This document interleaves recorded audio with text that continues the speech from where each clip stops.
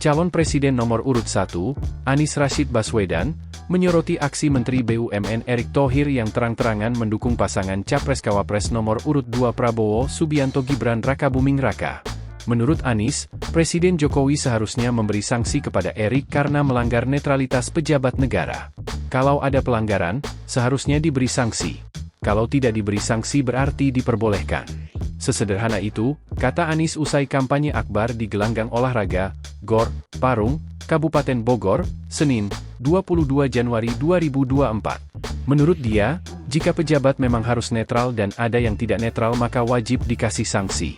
Kita tunggu sanksinya, umumkan sanksinya.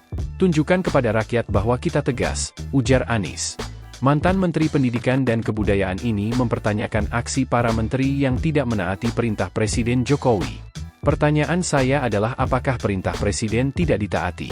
Presiden bilang harus netral, ada yang berani menentang perintah itu? Kalau ada yang berani apakah Presiden diam saja, imbuhnya. Kalau Presiden sudah bilang netral, lanjut Anies, janganlah melawan Presiden. Kalau ada yang tidak menaati Presiden, beri sanksi pada yang tidak taat, tandasnya.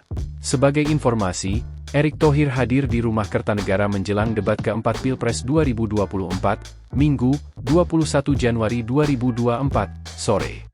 Erick menyatakan dukungan kepada pasangan calon presiden dan wakil presiden, Capres-Cawapres, nomor urut 2, Prabowo Subianto Gibran Rakabuming Raka. Download Tribun X sekarang, menghadirkan lokal menjadi Indonesia.